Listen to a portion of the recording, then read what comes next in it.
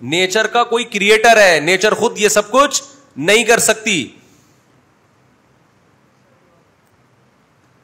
کوئی ہے جس نے پرندے کو سکھایا ہے کہ چھوٹا دروازہ جو سچی مچی والا ہے وہ کوئی اور ہے, اور سانپ اور بچھو کو دھوکہ دینے کے لیے بڑا دروازہ کوئی اور ہے.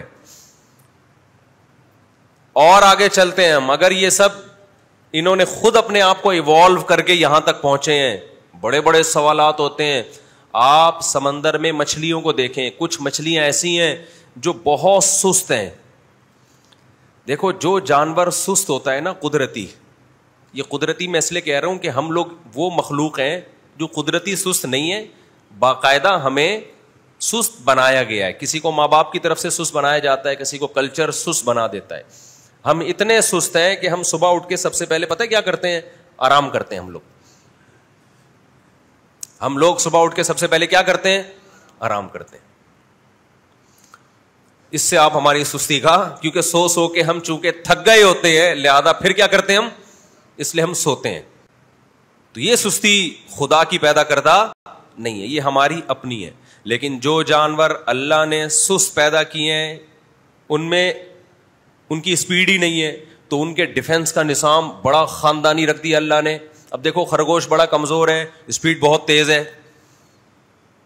خرگوش کتنا کمزور جانور ہے, کتا ایک نوالے میں کھا جائے اس کو, بلی مار کے کھا جائے, لیکن اللہ نے اس کو جو چھلانگیں دی ہیں, بلی کا پسینہ نکل جاتا ہے, کتے کا پسینہ نکل جاتا ہے اس کو پکڑنے میں.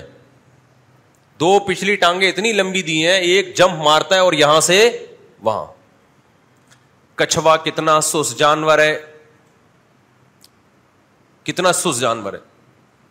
خرگوش کمزور لیکن چست, کچھوا سست بہت ہے. اب کوئی جانور جب کچھوے کا شکار کرے گا تو آرام سے پکڑ لے گا نا اس کو. اس کے ڈیفenس کے لیے اللہ نے ایسا انتظام کیا, اس کو ایک ڈھال دے دی ارطغرل والی, جو ارطغرل کے جنگوں میں جو ڈھال کام آتی ہے نا, اس سے بھی مضبوط ڈھال دے دی اللہ نے اس کو.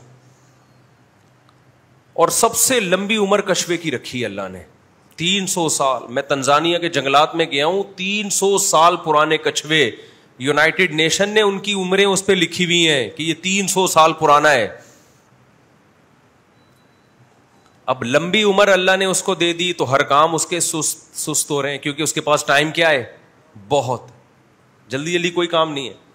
سوتا ہے تو سوتا رہے گا, چلے گا تو چلنے سے پہلے آدھا گھنٹہ 1 گھنٹہ سوچے گا, پھر 1 قدم بڑھائے گا, پھر بیٹھ جائے گا. تو ٹائم بہت ہے. اس کھانے پینے میں بڑا سست. لیکن جب کوئی جانور اس پہ اٹیک کرتا ہے تو وہ بڑے آرام سے اپنے آپ کو اس خول میں چھپا لیتا ہے. آپ کہہ سکتے ہیں کب تک ڈھال کے اندر بیٹھا رہے گا, بھائی جانور تو ویٹ کرے گا نا, کبھی نہ کبھی تو نکلے گا. تو کچھوا بزبان حال کہتا ہے میرے پاس زندہ رہنے کے لیے 300 سال پڑے ہیں, میں اگلے سال باہر آؤں گا. ٹھیک ہے نا, میں کب باہر آؤں گا, اگلے سال. شیر بولتا ہے یار میرے پاس تو اتنی لمبی عمر نہیں ہے, میں اگر 1 ہفتہ اسی کے انتظار میں بیٹھا رہا میں تو ویسے ہی بھوکا مر جاؤں گا. کیا خیال ہے بھائی؟ شیر, چیتا, لومڑی وہاں سے کیا کرتے ہیں, اپنا بوریا بستر گول کرتے ہیں. بھائی اس کے بعد بہت ٹائم ہے, ہمارے پاس اتنا ٹائم نہیں ہے. اس لیے جن کی عمریں 40 کے قریب پہنچ گئی ہیں نا, تھوڑا ٹائم رہ گیا آپ کے پاس, جلدی جلدی کر لو, ورنہ وہی حال ہوگا کہ صبح ایک بوڑھے میاں گئے مسجد کے امام کے پاس کہ آج شام کو میری شادی ہے, اس کے لیے کیا چاہیے. انہوں نے کہا آپ کا زندگی چاہیے, بس ہمیں شام تک, ہمیں آپ کی کیا چاہیے, زندگی چاہیے. کیونکہ میرے بیانات سن کے لوگوں کو موٹیویشن مل رہی ہے, لیکن سوچ رہے ہیں 3 سال سے, کوئی 5 سال سے سوچ رہا ہے. تو سوچتے رہو میرے بھائی, 2-4 سال اور سوچو گے, اس کے بعد آپ کے پاس سوچنے کے علاوہ کوئی اور آپشن بچے گا نہیں. ہر کام کا ایک ٹائم ہوتا ہے. ابھی ہمارے فہد بھائی ہیں, 5 سال سے سن رہا ہوں ان کی شادی ہو رہی ہے, چشمے بھی لگا لیے, کیپ بھی پہن لی, انہوں نے ہر طرح کے اسٹائل مار کے دیکھ لیا, ان کی نہیں ہو رہی.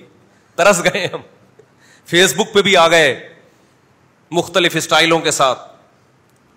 تو دعا کریں ان کے لیے ہو جائے بیچاروں کی جلدی سے. ہمارے کیمرہ مین ہے نا, یہ رہے ہیں کیمرہ مین بہت عرصے, ابھی آج کل اپنا چینل بنایا انہوں نے. خیر, تو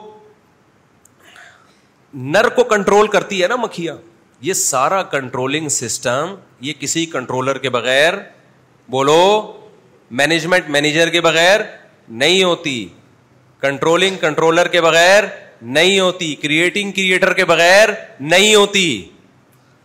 تو یہ بات تو ہم مان لیتے ہیں, آگے کی نہیں مانتے. بہت سے غیر مسلم کہتے ہیں, عیسائی بھی کہتے ہیں, یہودی بھی کہتے ہیں, ہندو بھی کہتے ہیں کوئی ہے جس نے بنایا, یہ خود بہت سے سائنسدان بھی کہتے ہیں, نیوٹن بھی مانتا تھا کوئی خالق ہے, آئنسٹائن بھی مانتا تھا کوئی پیدا کرنے والا ہے. ماننے کے بعد کچھ نہیں کرتے آگے.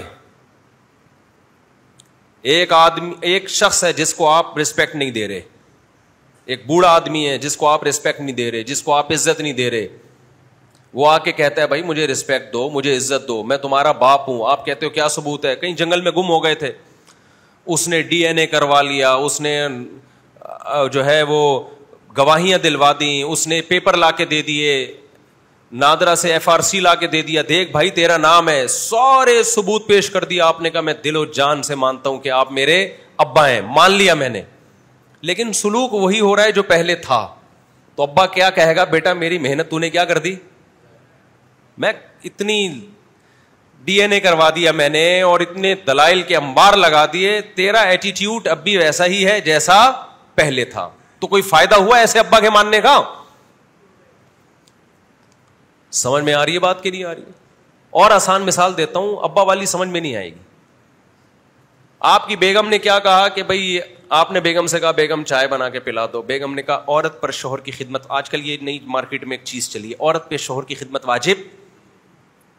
یہ آج کل کے بعض اسکالرز ہیں نا, نہ ساس کی خدمت واجب ہے, نہ شوہر کی خدمت واجب ہے, کچھ بھی لازم کسی پہ بھی نہیں ہے. وہ گوروں والا سیٹ اپ لانا چاہ رہے ہیں کہ بیوی اپنی چائے خود بنا رہی ہے, میاں اپنی چائے خود بنا رہا ہے, وہ اپنا خود کما رہی ہے, یہ اپنا خود کما رہی ہے, کوئی ریلیشن آپس میں گیا.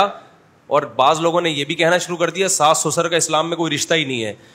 اتنا بڑا جرم ہے بھائی یہ الفاظ کہنا. قرآن کے تم آیتوں کو چینج کر رہے ہو, خاندانی نظام کو آپ تباہ کر رہے ہو. موضوع سے ہٹ کے بات کر رہا ہوں, لیکن پھر یہ موضوع بنا کے یہ باتیں آتی نہیں ہیں. قرآن کے الفاظ دیکھو, سورہ فرقان میں هو الذی خلق من الماء بشرا, اللہ وہ ذات ہے جس نے غلیظ پانی سے تمہیں پیدا کیا. آگے قرآن کہتا ہے اتنی عزت دی ہے, فجعلہ نسبا وصہرا, نسب والا بھی بنایا, ددیال ننیال والا, اور سسرال والا بھی بنایا. تو سسرال کا کوئی رشتہ ہی نہیں ہے. قرآن تو دو ہی رشتوں کو ہائی لائٹ کر رہا ہے کہ میں نے تجھے عزت دی ہے پانی سے بنا کے. غلیظ پانی تھا, کپڑوں پہ لگتا ناپاک ہو جاتے, جسم سے نکلتا ہے غسل فرض ہوتا ہے. اس غلیظ پانی کو اس خدا نے ایسی, یہ خدا کے وجود کی بھی دلیل ہے, آٹومیٹیکلی یہ کام ہوتا ہے. تو ایک پانی کو, ناپاک پانی کو اتنی عزت نہیں ملتی آٹومیٹیکلی. اللہ کہتے ہیں میرا کام ہے, غلیظ پانی تھا تو پیدا کر کے ایسا بنایا. جب دنیا میں آیا تو دو خاندان, ایک ددیال ننیال والا جس کو نسب کہا ہے, ددیال بھی خوش ننیال بھی خوش, اور دوسرا سسرال والا جو بلوغت کے بعد ملتا ہے. تو اللہ تو سسرال کو بڑے اہتمام سے ذکر کر رہے ہیں, اور ہمارے یہاں بعض لوگوں نے کہنا شروع کر دیا اسلام میں سسرال کا کوئی رشتہ ہے ہی نہیں. آپ کہہ سکتے ہیں اس میں سسرال ہے, ساس سسر کہاں ہے؟ تو سسرال سب سے پہلے ساس سسر ہی سے شروع ہوتا ہے. شوہر کو سسرال نہیں کہا جاتا, شوہر کے ریلیٹیوز کو سسرال کہا جاتا ہے. تو شوہر کے ریلیٹیوز میں اس کا بھائی, اس کی بہن پہلے یا اس کے ماں باپ پہلے ہیں؟ اس آیت میں اللہ نے سب سے زیادہ ساس سسر کے رشتے کو ہائی لائٹ کیا ہے. اور آپ یہ کہہ رہے ہیں کہ اسلام میں ساس سسر کا کوئی رشتہ بولو ہے ہی نہیں. کتنی غلط بات ہے.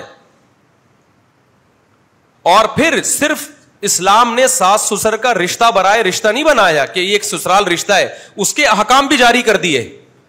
قرآن کہہ رہے ہیں حرمت علیکم امہاتکم, تم پر تمہاری مائیں حرام ہے. کیوں حرام ہے؟ اس لیے کہ وہ کیا ہے, مقدس رشتہ, یعنی ماں ہے. اسی طرح قرآن کہتا ہے وَأُمَّهَاتُ نِسَائِكُمْ, تمہاری بیوی کی ماں بھی تم پر کیا ہے, حرام ہے. اسی طرح عورت پہ شوہر کی ماں بھی کیا ہے, شوہر کا باپ بھی کیا ہے, حرام ہے. اس لیے کہ اس کو اللہ تعالیٰ باپ کا مقام دے رہے ہیں سسر کو, اور ساس کو ماں کا مقام دے رہے ہیں, تبھی ان سے نکاح کو حرام کر رہے ہیں. تو آپ کہہ سکتے ہیں کہ اسلام میں ساس سسر کا کوئی رشتہ ہی نہیں ہے؟ اتنے سخت احکام دے دیے کہ قیامت تک ان سے نکاح نہیں ہو سکتا آپ کا. تو نکاح نہ ہونا یہ کس بیس پہ ہے؟ یہ ان کے احترام کی بیس پہ ہے. تو ماں کا درجہ دیا جا رہا ہے ساس کو, اور سسر کو کس کا درجہ دیا جا رہا ہے؟ باپ کا درجہ دیا جا رہا ہے. تو آج ہمارے ہاں جو خاندانی نظام ہے نا, بس عورت کے حقوق کے نام پہ اس کو باغی بنانے کی کوشش ہو رہی ہے. اس سے عورت کو حقوق نہیں ملیں گے. مرد اور عورت کا رشتہ کیا ہو جائے گا؟ خراب. مرد تو اپنی جو غیرت مند مرد ہے وہ اپنی خدمت سے زیادہ وہ اپنے ماں باپ کی خدمت پہ خوش ہوتا ہے. غیرت مند لوگ تو کیا کہتے ہیں؟ بھائی مجھے پوچھو نہ پوچھو, میری ماں کو پوچھ لینا, میرے باپ کو پوچھ لینا. کتنے لوگ ہم نے اپنی زندگی میں دیکھے, بیویاں بد اخلاق تھیں, نالائق تھی, چھوڑنا چاہتے تھے, کیوں نہیں چھوڑا؟ یار میری ماں کی بڑی خدمت کی ہے اس نے, میرے باپ کی بڑی خدمت کی ہے. اور ماں بھی نہیں پھر چھوڑنے دیتی. جب آپ کی بیوی آپ کے گھر میں آتی ہے تو خاندان میں آتی ہے, وہ خاندان میں آتی ہے, تو خاندان سے اچھا سلوک ہوگا تو خاندان کبھی بھی نہیں چاہے گا کہ اس کو چھوڑو, طلاق مشکل ہو جائے گی. اور اگر آپ کا اور اس کا ریلیشن ہے, خاندان گیا تیل لینے, تو پھر آپ 2 منٹ میں چھوڑو گے اس کو, کوئی پیچھے نہیں کھڑا ہوگا پوچھنے والا. باقی جو ساسیں ظلم کرتی ہیں وہ اپنی جگہ ہے, اس کو ہم پروموٹ. ساسیں کون سا کم ہے؟ پشتوں میں ساس کو کیا بولتے ہیں؟ کل مولانا تاج مل صاحب کے کلپ دیکھو, خواخے بولتے ہیں. اب دیکھو کتنی ڈینجرس لفظ ہے نا, خواخے, یہی بولتے ہیں نا. تو ہے بڑا ڈینجرس معاملہ. ساس کا معاملہ آسان نہیں ہے, لیکن اس کا حل یہ نہیں ہے کہ بہو کو کہا جائے خدمت نہ کرو. اس کا حل یہ کہ ساس کو کہا جائے کہ بھائی ذرا ہاتھ کیا رکھو, ہلکا ہاتھ رکھو, اپنی بچیوں کی طرح سمجھو, طنز نہ کرو, تانے نہ کرو, وہ بھی کسی کی بیٹی ہے, غلطی ہو جاتی ہے, محبت سے عزت دے کے سمجھا دو اس کو, اس پہ اس کی استطاعت سے زیادہ بوجھ نہ ڈالو. آپ نے دیکھا کہ کوئی امپلائی جو ہے وہ باس جو ہے امپلائی پہ ظلم کر رہا ہے, ماتحت پہ. آپ نے کیا کہا؟ ماتحت کو بولا باس کی جو ہے نا تم پہ اس کا حکم ماننا ہی لازم نہیں ہے. یہ تو بغاوت پھیلے گی گھروں کے اندر, دفتروں کے اندر. آپ نے دیکھا حکومت عوام کا خیال نہیں کر رہی, جیسے کہ نہیں کر رہی ہوتی. آپ نے کہا کہ اب سگنل وگنل کی پرواہ مت کرو, لال بتی توڑ کے جاؤ, یہ گورنمنٹ کون سا ہمیں مانتی ہے, ٹیکس نہ دو, یہ گورنمنٹ کون سا ہمارا خیال کرتی ہے. اس سے بغاوت پھیلے گی, ملک کے حالات خراب ہوں گے. عوام کو یہی کہا جائے گا بھائی گورنمنٹ کے لا اینڈ آرڈر کو کیا کرنا ہے, آپ نے فالو کرنا ہے. باقی حکومت کو کہا جائے گا بھائی ہاتھ ہلکا رکھو, یہ انسان ہے, یہ کوئی گدھے گھوڑے نہیں ہے جو ملک میں رہتے ہیں. تو اگر ساسیں بہوؤں پہ ظلم کر رہی ہیں تو یوں کہنا چاہیے کہ ساس کو اس کو چاہیے اپنی بیٹی کی طرح سمجھے. یہ نہیں کہا جائے گا کہ ساس بہو کی خدمت ہی نہیں لازم ہی نہیں ہے, یا نہ شوہر کی خدمت لازم ہے, نہ ساس کی خدمت لازم ہے, نہ سسر کی خدمت لازم ہے. تو کیا پیڑے کھانے کے لیے آئیے؟ بچے تو ویسے ہی پیدا نہیں کر رہی آج کل, وہ ایک آدھ کے بعد پوری زندگی پڑی ہوئی ہے اس کے بعد, تو پھر کیا کرنے آئیے وہ؟ تو اس کا نتیجہ, اور اس سے مرد کو فائدہ نہیں ہوگا, مرد کو نقصان نہیں ہوگا, نقصان اس سے اینڈ میں عورت ہی کو ہونا ہے. آج اللہ کا شکر ہے ہم لوگوں کا ایک نظام ہے, بچی جب گھروں میں رخصت ہو کے آتی ہے پورا خاندان انوالو ہوتا ہے, وہ بھائی کی بھابھی بھی ہے, وہ آپ کے باپ کی بہو بھی ہے, وہ پورا ایک ریلیشن ہے. تو اللہ نے جو قرآن میں کہا ہے نا فَجَعَلَهُ نَسَبًا وَصِهْرًا, اللہ کہتے ہیں ہم نے اس کو نسب والا اور سسرال والا بنایا ہے. تو اس سے پتہ چلتا ہے ساس سسر کے رشتے کو اسلام کیا کر رہا ہے, ہائی لائٹ کر رہا ہے, نمایاں کر رہا ہے. اور اس سے بھی آگے بڑھ کے ہم دیکھتے ہیں, صحیح حدیث ہے, رسول اللہ صلی اللہ علیہ وسلم نے ارشاد فرمایا, حضرت ابو درداء رضی اللہ عنہ کے پاس ایک شخص آیا, ابو داؤد کی حدیث, کہ میرا باپ میری بیوی کو پسند نہیں کرتا اور مجھے حکم دیتا ہے کہ میں اس کو طلاق دے دوں. تو ابو درداء رضی اللہ عنہ نے کیا فتویٰ دیا؟ وہ آج کے اسکالر نہیں تھے. انہوں نے کہا رضا الرب فی رضا الوالد و سخط الرب فی سخط الوالد. میں نے محمد صلی اللہ علیہ وسلم سے سنا ہے, جس نے خدا کو خوش کرنا ہے باپ کو خوش کرے, جس نے اللہ کو خوش کرنا ہے ناراض کرنا ہے وہ باپ کو ناراض کر دے. کیا مطلب؟ اس میں اشارہ تھا کہ باپ اگر کہہ رہا ہے تو کیا کرو, چھوڑ دو. ہم مانتے ہیں کہ یہ حکم علی الاطلاق نہیں ہے, وہ اچھا زمانہ تھا, یقیناً وہ بہو باپ کے ساتھ ظلم کر رہی تھی تبھی حکم دیا. جیسے امام احمد بن حنبل کے پاس ایک شخص آیا, اس نے کہا میرا باپ کہتا ہے میں اپنی بیوی کو چھوڑ دوں, یعنی بہو کو طلاق دے دوں. تو امام احمد بن حنبل نے فرمایا مت دو طلاق. انہوں نے کہا نبی نے تو فرمایا ہے, حضرت عمر کے بیٹے کو کہا تھا کہ اپنے باپ کی اطاعت کرو. حضرت عمر نے اپنے بیٹے سے کہا تھا کہ بہو کو چھوڑ دو نا, تو نبی نے حکم دیا کہ اپنے ابا کی اطاعت کرو. عبداللہ بن عمر سے کہا کہ اپنے باپ کی اطاعت کرو. تو اس شخص نے امام احمد بن حنبل سے کہا کہ نبی نے تو حکم دیا کہ باپ کی کیا کرو, اطاعت, اور آپ کہہ رہے ہیں, آپ تو اس حدیث کے خلاف جا رہے ہیں. تو امام احمد بن حنبل جو امام بخاری کے استاذ ہیں, انہوں نے فرمایا کہ حل ابو کا مثل عمر, کیا تمہارے ابا بھی عمر بن خطاب جیسے ہیں؟ یعنی جب عمر حکم دے رہے ہیں تو وہ کسی کوئی ریزنیبل حکم ہوگا, اس کی کوئی لاجک ہوگی. آج کل کے ابا اس طرح نہیں ہے. تو ہم بھی یہ نہیں کہتے کہ آپ کا باپ یا ماں حکم دے رہا ہے بہو کو چھوڑ دو, اس زمانے میں نہیں حکم دیا جائے گا, اس لیے کہ اس زمانے میں کیا پتا ظالم کون ہے, لیکن اس سے عورت کے ساس اور سسر کے رشتے کا تو پتا چل رہا ہے نا. نبی یہ بھی تو کہہ سکتے تھے کہ عمر تمہارا کیا لینا دینا بہو سے, تمہارا بیٹا جانے اور اس کی بیوی جانے, چھوڑو, تمہارا کیا لینا دینا. نہیں بھائی, لینا دینا ہوتا ہے, بہو بیٹی کی طرح ہوتی ہے, تبھی بہو سے نکاح ہمیشہ حرام ہوتا ہے, بہو کا سسر سے پردہ نہیں ہوتا. اس میں یہ کہنا کہ سسر کا کوئی رشتہ ہی نہیں ہے, یہ ٹھیک ہوگا اب ایسے موقع پہ کہنا؟ ابو دردہ رضی اللہ تعالی عنہ اس شخص کو یہ بھی تو کہہ سکتے تھے جو حضرت ابو دردہ کے پاس آیا کہ میرا باپ کہہ رہا ہے میں اپنی بیوی کو طلاق دے دوں. ابو دردہ یہ بھی کہہ سکتے تھے بھائی تیرے باپ کا کیا لینا دینا تیری بیوی سے, وہ کہہ رہا ہے تو کہنے دے, یہ بھی تو کہہ سکتے تھے نا. انہوں نے فتویٰ دیا کہ دے دو. ہم یہی فتویٰ دیتے ہیں کہ مت دو, پہلے تحقیق کرو کہ غلطی پر کون ہے. اگر بہو واقعی غیر معمولی طور پر ساس سسر کو ستا رہی ہے اور غلطی بھی بہو ہی کی ہے, ساس سسر کی نہیں ہے, پھر اس حدیث پر عمل کیا جائے گا. لیکن نارملی آج کے زمانے میں, کیونکہ آج کل تو کسی ساس کو کوئی بہو پسند ہی نہیں آتی ہے, تو طلاقیں بڑھ جائیں گی. لیکن اتنی بات تو پتہ چلتی ہے کہ ابو دردہ رضی اللہ تعالیٰ عنہ یہ کہہ سکتے تھے تمہارے ابا کا تمہاری بیوی سے کیا لینا دینا, وہ اگر حکم بھی دے بھی رہے ہیں تو اس کو فالو مت کرو. ظاہر ہے ابو دردہ جانتے تھے کہ یہ اسلام خاندانی نظام چاہتا ہے, بہو جب آپ کے بیٹے کی بیوی ہے تو وہ آپ کی بہو بھی ہے, آپ کی بیٹیوں کی طرح بھی ہے. اگر وہ قطع رحمی کرتی ہے, ساس سسر کو غیر معمولی ٹارچر کرتی ہے اور وہ اذیت میں جا رہے ہیں, عذاب میں جا رہے ہیں اور غلطی پر بھی ہے, پھر ایسے موقع پہ اگر ماں باپ کہتے ہیں کہ اس کو چھوڑ دو, تو شریعت کس کے حکم کو فالو کرنے کا حکم دے رہی ہے؟ پھر والدین کو فالو کرنے کا حکم دے رہی ہے. تو آج ہمارے ہاں خواتین کے حقوق کے نام پہ بے اعتدالی بہت ہو رہی ہے. ویمن رائٹس کے نام پہ ہم اصل میں ویمن رائٹس لے رہے ہیں یورپ امریکہ سے, ان کا تو کوئی سسٹم ہی نہیں ہے بھائی. ان کو کیا فادر ان لا کیا اور مدر ان لا کیا ہو گیا بھائی, تو لائف اسٹائل انجوائے, وہی اسٹائل چل رہے ہیں ان لوگوں کے یہاں. نیلسن شادی کر کے آ گیا, ابا کو بتائے نہ بتائے, بچے ہو گئے بتائے نہ بتائے, وہ اپنے ابا کو نہیں پوچھ رہا, وہاں سسر کو کون پوچھے گا بھائی؟ اپنی بیٹیوں کو نہیں جو پوچھ رہے تو اپنی بہوؤں کو کہاں سے پوچھیں گے؟ تو آپ وہ نظام ہمارے اوپر مسلط کر رہے ہو. اسلام فیملی سسٹم کو بہت زیادہ ویلیو دیتا ہے, تھوڑی ویلیو نہیں دیتا. اسلام کہتا ہے جو رشتے توڑتے ہیں کبھی بھی جنت میں نہیں جائیں گے. یہ سمجھ میں آ گیا کہ ساس سسر کا رشتہ کے جو لوگ کہتے ہیں نا کوئی تصور ہی نہیں ہے, 100% غلط ہے. قرآن سے بھی ہے, حدیث سے بھی ہے. تو یہی سوچ لیا کریں کہ نکاح کیوں حرام ہے. آپ کہہ سکتے ہیں سالی سے بھی نکاح حرام ہے, بالکل نہیں ہے. جب بیوی جب تک نکاح میں ہو تو سالی سے نکاح حرام ہے. بیوی مر جائے تو سالی سے نکاح کیا ہے؟ حلال ہو جائے گا.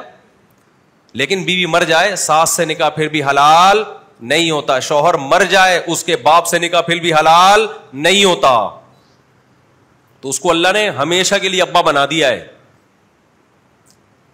انگریز بھی اس کو فادر ان لا کہتے ہیں. فادر کا نام گوروں نے بھی اس کو کیا ہے, کیونکہ آسمانی مذہب ہے نا, عیسائیت یہودیت, یہ وہیں سے آیا ہے. فادر وہ بھی قرار دیتے ہیں.